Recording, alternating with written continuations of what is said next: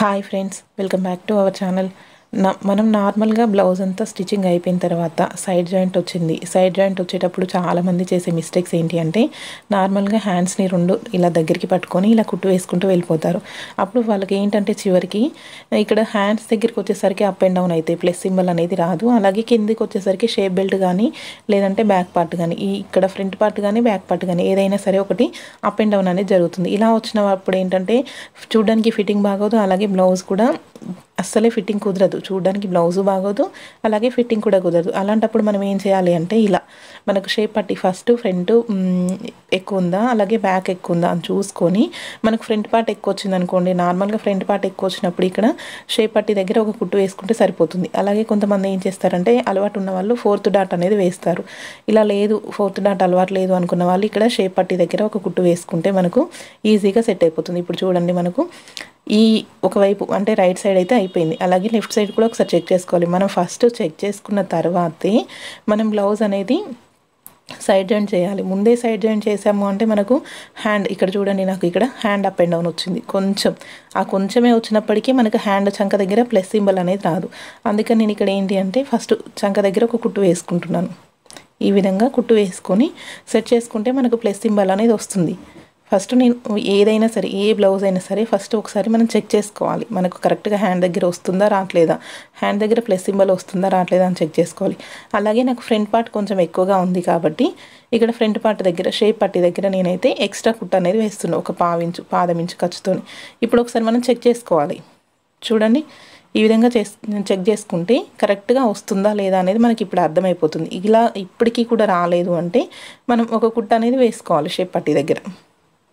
చూస్తున్నారు కదా, ఈ విధంగా ఒక కుట్ట అనేది వేసుకున్నాము అంటే మనకి ఈజీగా సరిపోతుంది. ఫ్రంట్ ఎక్కువ రాదు, అలాగే బ్యాక్ ఎక్కువ రాదు. ఇప్పుడు చూడండి, మనం ఈ విధంగా పెట్టుకున్న దానికి మనం కొలత జాకెట్ ఉంటుంది కదా, ఈ కొలత జాకెట్ ఫస్ట్ అడ్జస్ట్ చేసుకొని కొలత జాకెట్ ఎంత ఉందో, హ్యాండ్ లూజ్ ఎంత ఉందో ఆ విధంగా మార్కింగ్ చేసుకోవాలి.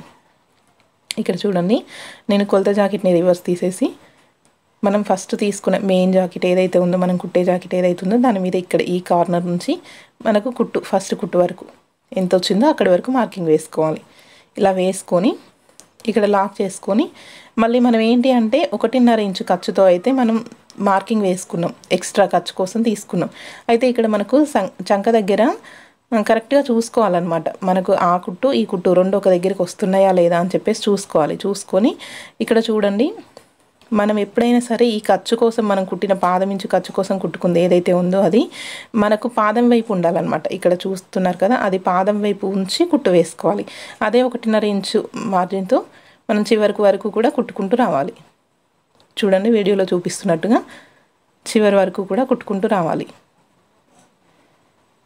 ఈ విధంగా ఇలా కుట్టాము అంటే మనకు సైడ్ జాయింట్ అనేది కరెక్ట్గా వస్తుంది. ఇప్పుడు ఎక్స్ట్రా అంతా నీట్గా కట్ చేసుకొని ఎక్స్ట్రా ఇంకా 2 కుట్లు వేసుకున్నామంటే మనకు ఈ సైడ్ జాయింట్ అనేది కంప్లీట్ అయిపోతుంది. ఈ విధంగా పాదం ఇంచు ఖర్చు ఉంచుకొని ఎక్స్ట్రా 2 కుట్లు కుట్టుకున్నామంటే మనకు సైడ్ జాయింట్ అనేది అయిపోతుంది.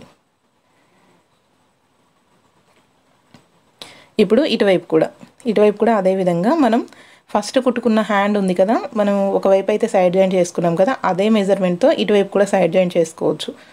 సేమ్ ఇప్పుడు ఇటువైపు అయితే కుట్టాను కదా, ఈ కుట్టిన ఈ హ్యాండ్ని ఇక్కడ పెట్టి చెక్ చేసుకొని మనం సేమ్ ఎంత పెట్టామో అంతవరకు మార్కింగ్ వేసుకొని ఈ విధంగా కుట్టు వేసుకోవచ్చు. ఇలా కుట్టుకున్నాము అంటే మనకు 2 హ్యాండ్స్ కూడా ఒకే విధంగా వస్తాయి, అలాగే ఖర్చు కూడా ఒకే విధంగా వస్తుందన్నమాట. ఇలా మార్కింగ్ వేసుకున్నామంటే ఎటువైపు కూడా ఎక్కువ తక్కువ అనేది రాదు. అయితే కొంతమందికి ఏంటంటే నెక్ అనేది వన్ సైడ్ వెళ్ళిపోతుంది అని చెప్పేసి అంటారు కదా, ఇక్కడ మనం ఒకవైపు ఖర్చు ఎక్కువ పెట్టి ఒకవైపు తక్కువ ఖర్చు పెట్టడం వల్ల అలాంటి ప్రాబ్లం అయితే వస్తుంది. ఇలా కుట్టారు అంటే అలాంటి ప్రాబ్లం అయితే ఎవరికి కూడా రాదు. చూడండి, ఈ విధంగా నేను చూపిస్తున్నాను కదా, సేమ్ పైనుంచి కింది వరకు కూడా మనం పైన 1.5 ఇంచుతోని మార్కింగ్ వేసుకున్నాం కదా, అదే 1.5 ఇంచు పై నుంచి కూడా కింది వరకు రానియాలి. ఇలా నేను చూపిస్తున్న విధంగా ఇలా కనుక కుట్టారు అంటే మీరు ఇప్పుడు మనకు జాకెట్ మొత్తం రివర్స్ చేసినప్పుడు ఏంటంటే ప్లస్ సింబల్ రావాలి. ఇప్పుడు ఎక్స్ట్రా 2 కుట్లు అయితే వేసుకుందాం. దీనికి ఈ విధంగా ఎక్స్ట్రా 2 కుట్లు అనేవి వేసుకుందాం. ఇలా ఈ ఎక్స్ట్రా 2 కుట్లు కూడా మనకు ఒక కుట్టు ఇప్పినారు అంటే కరెక్ట్ మెజర్మెంట్ సరిపోయే విధంగా పాదం ఇంచు ఖర్చుతో కరెక్ట్గా ఉండాలన్నమాట. అలా వేసుకుంటే మనకు వాళ్ళకు ఫిట్టింగ్ అంటే ఒకవేళ టైట్ అయిపోయినా కూడా ఇప్పినప్పుడు కరెక్ట్ మెజర్మెంట్ ఉంటుంది.